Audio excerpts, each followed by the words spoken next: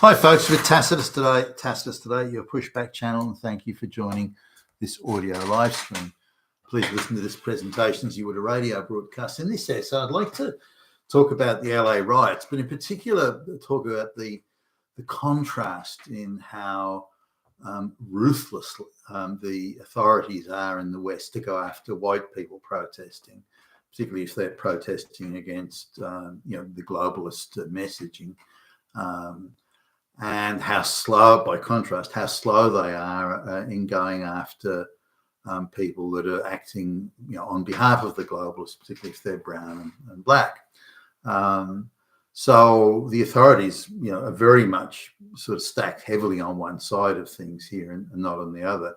Even with the administration of President Trump, there still seems to be an astonishing amount of foot dragging in chasing down the perpetrators, the source of funding, the agitators, the source of equipment, and all sorts of things like that goes on or is going on currently in these LA riots. Now, there's brazen top of the range law breaking going on here, and yet somehow there's even footage of vehicles, blacked out trucks and vans that are bringing bricks around to throw and other riot equipment for the rioters to use, and somehow the vehicle doesn't get stopped. Somehow they're just completely unable to find it. Nobody knows. Oh, we don't know. Oh, we can't find it. Oh, we haven't got the resources. Well, this wasn't a problem in chasing down grandmothers of people who were just near the Capitol building for January 6th. When it came to that, no resources were spared. The assistance of banks on people that were using their credit cards or something during in Washington on that day, Washington DC on that day, that was all made available. There was location data from use of mobile phones. The authorities hit it with every resource, and no resource was spared. They were throwing resources at this non-issue. How you dare defy us over? We rigged the election and you dare defy us? We're sending you motherfuckers to prison. And the scale of the the scale of the electoral rigging was, they cooked up something in the order of 20 million votes. That was the scale. That was the enormity of the vote rigging. People complain about it, get upset about it, and they put them in prison. And nor was it done legally. There was, in my view, arbitrary arrest, arbitrary detention, suspension of habeas corpus, leaving people in solitary confinement for months. It was insane. Talk about overreach and the state actively, aggressively, and with premeditation breaking the laws and transgressing the Constitution. But that was people that were against the globalist project. These rioters in LA are in support of the globalist project, and suddenly the authorities that were so quick and so aggressive in going after the J6 people, suddenly when it comes to LA rioters, they're put into a state of paralysis, and even the simplest arrests and investigations don't seem to be possible. And the amount of resources available. The J6 thing was in many ways spontaneous, but there's fuck all the spontaneous about these LA riots and how organised it was. But I want to talk about sort of organisation generally of these riots. Now, I noticed years ago, well over 10 years ago, I noticed.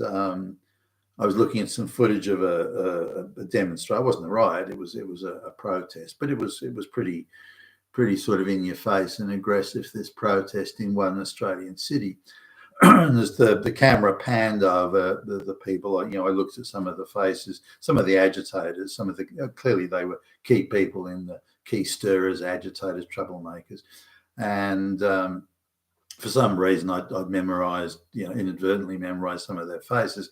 Then I saw not long after another protest about another matter, by the way. One was climate change, the other was women's rights or something like that. And I noticed the same agitators there, and I saw like just a couple of them. I was, hold on, those were the same people at Now, the cities were nearly 3,000 kilometres apart, so there's no way these people were locals. And so I noticed this and did a little bit more checking and went back over some of the footage. And I noticed that pretty much all the agitators were not local people with a genuine cause or grievance or something like that, but they were professional agitators. That means they were organised. Someone was paying for them. Somebody was paying for plane fares, paying for hotel bills, paying for, the bullhorns and everything else. So I contacted some of the media outlets in Australia and said, hey, look at this. Nobody was even the slightest bit interested. Couldn't have been less interested. I said, well, hey, this is a big story. And I'd added other things, like I'd noticed I was staying at a hotel on business, but I'd noticed how many there were, something in, close to 30 50-seater buses that were used to bus people in from all around the city who were supposedly protesters. Now, this is not spontaneous. Someone had to pay for all that. This is an organised, funded piece of, protest theatre. It's nothing organic about it at all. The signs being printed, everything was there, was supplied and put on, the T-shirts, everything. Now, where's that money coming from? Who's paying for all those buses? The buses, drivers, insurance, the fuel, and that sort of thing. This is pretty serious money. The printing, the signs, the whole thing. And there were people running around the protest, or alleged protest. It was again a piece of put on political theatre, running around supplying water and sandwiches and things like that to the protesters or the paid agitators. And so again, I looked at the infrastructure and thought, wow, this is expensive. This is all put on. So I went to the media outlets, couldn't give a shit, could not have been less interested. And I had the actual, I had the receipts in my hand, the hard copy evidence. Wouldn't even piss on me, let alone talk about it. Now, it was clear that they knew about it and they were on side with it. They were part of the protest. They were the ones that were giving it legitimacy by pretending that it was somehow a grassroots grievance by people with a genuine grievance, when in fact it was nothing of the sort. The whole thing was political theatre.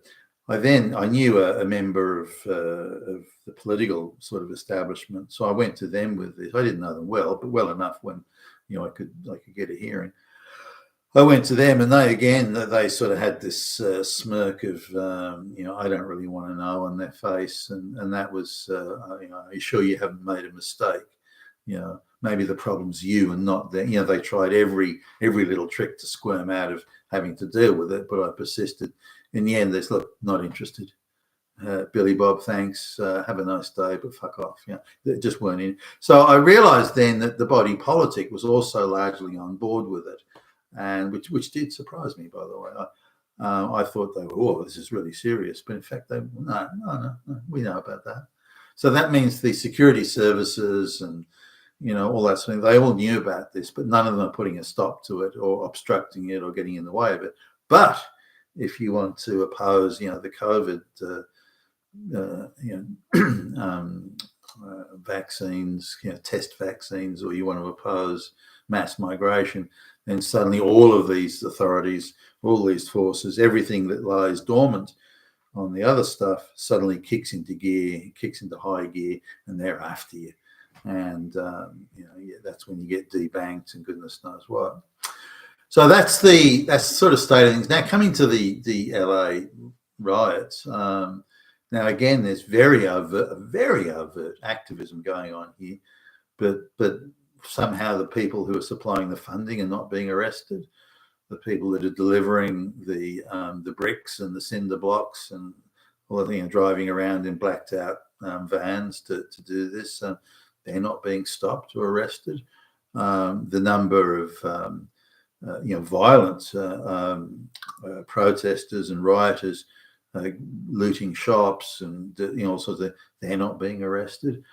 Just watching footage of police attempting to arrest, pretending to arrest. I've never seen such a half-assed effort at arrest in one. These are people who have no respect at all for law and order. For example, if a police officer tells me to stop, yes, officer, how can I help you? Now, whether I respect or don't respect law and order, it's lawful lawful directive from an officer of the law that's legally appointed. And and if I've got a problem with that, it isn't to try and beat up the officer and run away. The issue is to take the matter into a court of law, and then the officer can make their case, or me make mine for that matter. So you can say, well, gee, Billy Bob, you've got respect for law and order, and but these people are running away. They're just pushing the officers off and fighting with them, and they've got no respect for the law at all. I guess given they're in the midst of some serious law breaking, it's probably not the time to stand there and have a polite conversation. But nonetheless, now, if that was a white person doing it, evil white supremacist, fascist, Nazi, swastika, swastika, swastika, Nazi, fascist, Hitler, beats up officer, world's coming to an end, and so it'd be a very different framing by the media. But this stuff doesn't even make it into the media. Officers being assaulted by looters and this sort of stuff. I haven't even seen. This is just an independent guy. Posted it on online. An independent guy just taking footage as he walks around these riots, recording what's going on. Are those people who are quite clearly in view, by the way? They could easily be identified. Why are they not being arrested? Now, we've also got an issue that was noticed with sort of BLM and Antifa and all that sort of stuff. Even if they are arrested, the prosecutions, who are also the Department of Prosecutions, the local DAs and everything, they're also very much on board with these rioters and lawbreakers. They want that sort of stuff. If the white person misgenders the trans person, then they'll go to prison.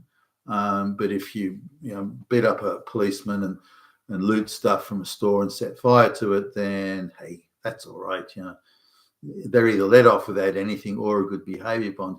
Now, in addition to that, the legal fees that would be a very big disincentive for some of these people who had to meet the costs of the legal fees. They're all paid for by NGOs who supply free lawyers and free legal aid to meet costs, even their travel costs of going to the court in the event that they are charged and have to appear in court. Even those travel costs are covered by the NGOs.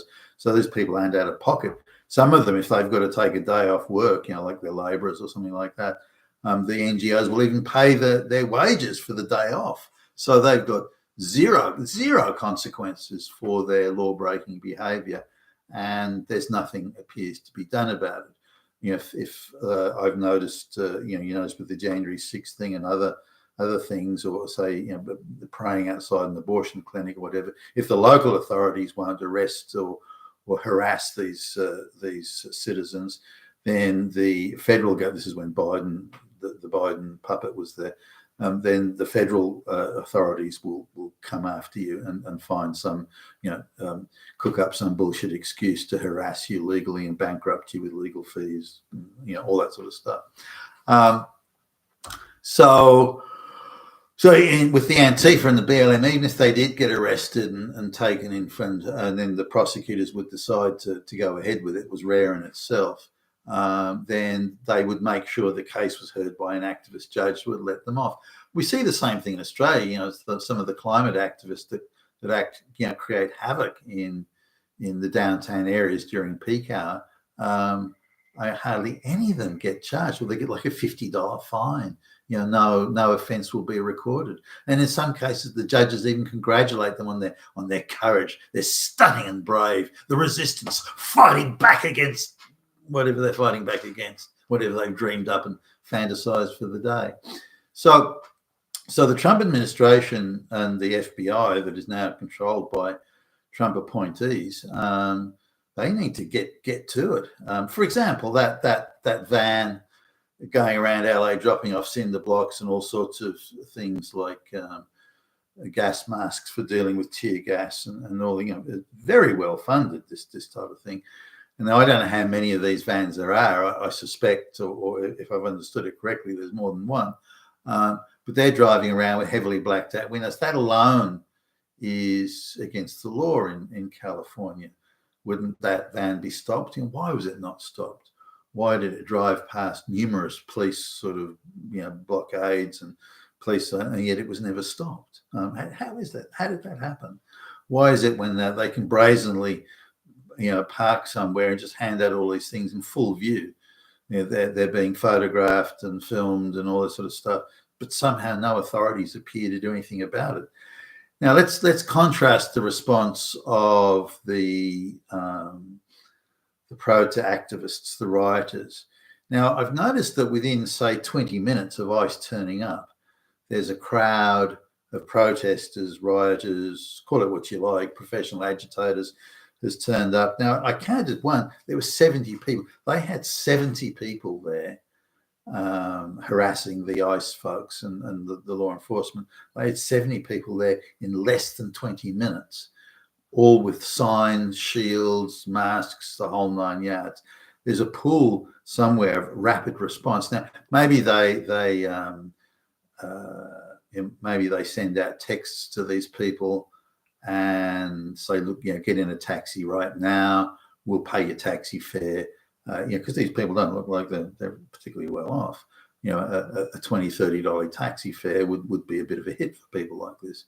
So anyway, so they're being supported financially at all sides. Now, to just be able to drop something straight away and come to an agreed, central point. Do they have all the stuff with them, like the shields and the masks and the signs and the bullhorns? Do they have all that with them? If so, then there's a central depot of stores with stuff stored. Now, why isn't that not being chased down by authorities and confiscated? It would be easy enough to do. I mean, it would cut the legs out of them real quick. Maybe they got more than one place where they store it. Raid them all. Why are those raids not happening? I mean, those are raids that the authorities, when January 6th or some guy says prayers outside of an abortion clinic, they've got no problem getting a SWAT team of 10 armed officers to kick the door down. And yet, again, they can do that. They've got the resources to do that, to chase after some Christian guy praying outside of a thing. That's the full force of the law. Full force of the law goes after that guy. But in these cases, nothing seems to be done. Nothing can be done. Oh, we don't have the resources. What? What are you even talking about? If you've got the resources to chase down the Christian guy, you've got the fucking resources to do this. But for some reason, it's very slow. It's paralytic. It's foot dragging. It's slow walking. Oh, we don't know. So clearly they're not trying hard enough, or they're being directed by Mr. Patel or Ms. Bondi. They're being directed to do this, but the intermediate management is slow walking it or frustrating it or undermining it, maybe, and in which case fire those guys, get them the fuck out of there. You're looking at people that are going to implement the policies of the president. That's kind of how it works. We're the resistance. Fuck the president. No. If that's the way you feel, get out of the public service. Now, how are these NGOs able to get funding? They clearly get, or some of them are getting very generous funding from, say, the Californian government. To the not just chump change here. We're talking multiple tens of millions of dollars. Why is that not? Why are their bank accounts not being frozen? You look at the bank accounts of people in January 6th, people who just were somehow near the cover. They were getting their bank accounts frozen and stopped. Why isn't this happening to these people? So all the tools available, freezing bank accounts, raiding store depots, looking at mobile phone data. If they can have a rapid response within 20 minutes, they can have 70 rioters on spot. Why can't the authorities have 70 police officers on the spot in 20 minutes? Why is one side able to act, quickly, decisively, and aggressively, yet the other side is in some state of permanent paralysis or half-assed bullshit? So none of this makes sense. The only thing I can assume is that either the authorities are not serious about chasing down these rioters, or they're just incompetent. I mean, it's a bit of both. I don't know, but clearly they need to lift their game. I mean, they can hire me; I'll fix it for them, and I mean that. So these things. Now, if you just take this in sequence, if there's a rapid response team that can arrive on location, this is law enforcement I'm talking, rapid, that can arrive on within 20 minutes, or they're on standby call up, they're on demand, if you like, then they can arrive quickly and disperse crowds and arrest people. They need to come in and arrest these people physically arrest them. Where are the resources to do it? And get on with it. Fucking do it. And once these people get arrested, hit them with federal charges. Also, the depots where all the equipment is stored. Do you think these people all have this stuff in their homes? Maybe they do. In which case, when you arrest them, go to their homes and find all this sort of stuff. I mean, they're keen to do it the other way. Some white guy protest, they'll find some history book of World War II that mentions Hitler once in the whole book, and that's it, Nazi paraphernalia, swastikas. He's a fucking Nazi Hitler lover. When all the guys do, he just had a history book, So they're keen to do it that way. Why not do it this way? So you had an Antifa book or something like that. You go after them aggressively, and once there are consequences for these people, then the crowds will melt away. Once the bank accounts are frozen and they can't get paid, the crowds, their agitation will melt away. But why are the authorities not doing this? This is what, if they want to stop these riots, this is what they need to do. And for some reason, they're not doing it, or they're slow walking it, and I don't know why. You've been with Tastas today, your Pushback channel. Thank you for listening.